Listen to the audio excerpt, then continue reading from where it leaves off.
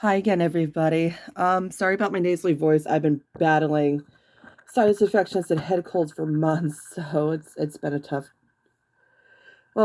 year actually. So I get many apologies that I haven't been able to do any lives, do any readings, do much promoting much of anything, and it's just been blog posts and social media mostly.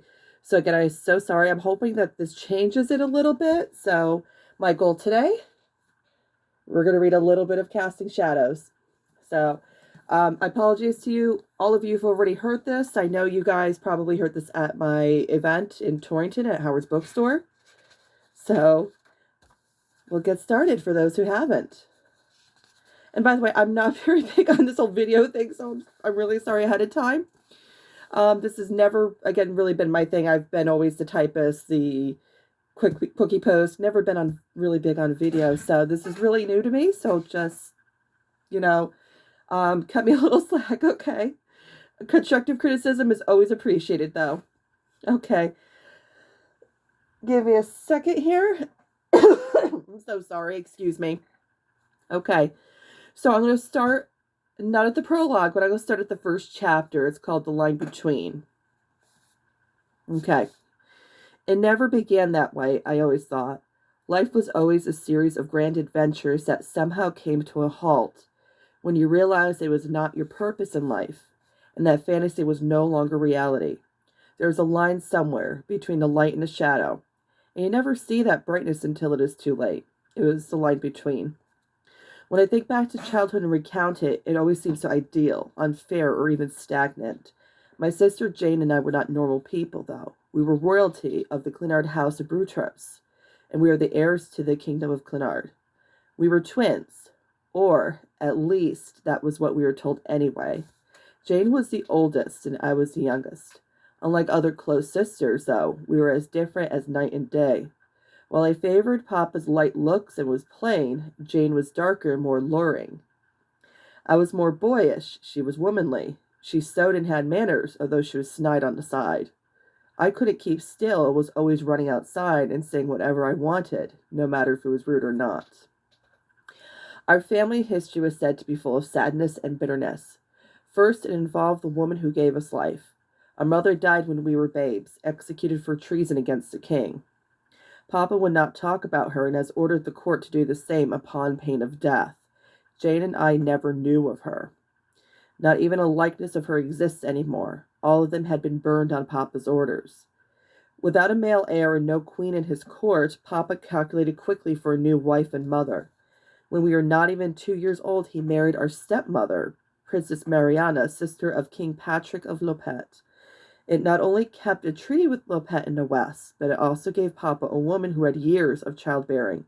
At the time of the marriage, Mariana was 15 years old to Papa's 48. Papa had every reason to worry about the succession. Our large kingdom, Clinard, was ruled in the large gated capital of Plume. It generally required a male to inherit, but it was not unheard of to have a queen as its leader. Every woman who has inherited has had its problems, though. Papa was frightened by what he was leaving behind with 2 daughters. It is not just the indifference to a queen that had Papa worried. We always had a dangerous history. Invasion, civil war, and unrest have marked Clinard's past. It was not until the House of Brutros settled it that over 200 years of peace prevailed. However, even the royal family could not settle old scores. It was not within the kingdom, but within us. We were not a close family. Papa had one surviving brother, Samuel. Uncle Samuel ruled in a neighboring kingdom in the east, Tumul. According to a treaty made when the first king of Clinard, Alfred, came to his crown, Tumul is to be a separate kingdom only ruled by the second son or daughter of the king of Clinard.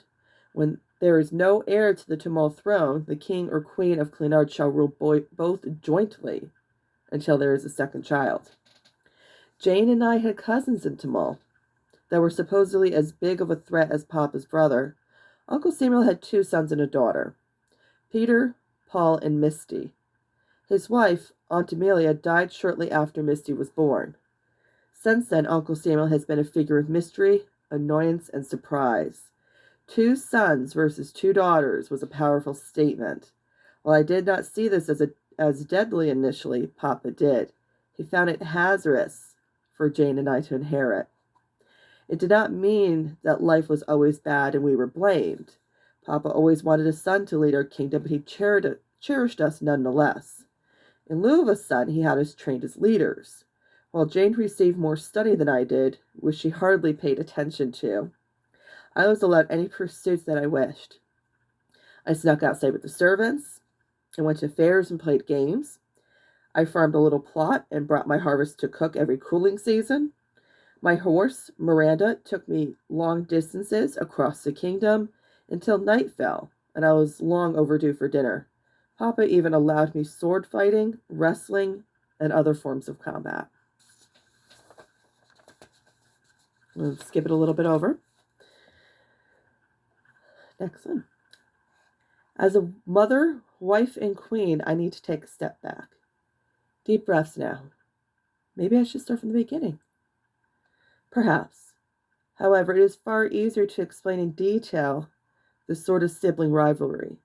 I could say that I did not mind the lack of attention. It is true. Any child will still be upset over the lack of love and care a father can give them. Perhaps this, too, is a reminder of Papa's many faults. The line between always crossed, between what was fair and what was unjust. There was always the antagonist, Jane herself. To say that she was internally temperamental, difficult, jealous, and snide is scratching the surface of her personality. She had a temper. Everything that went wrong, she railed about.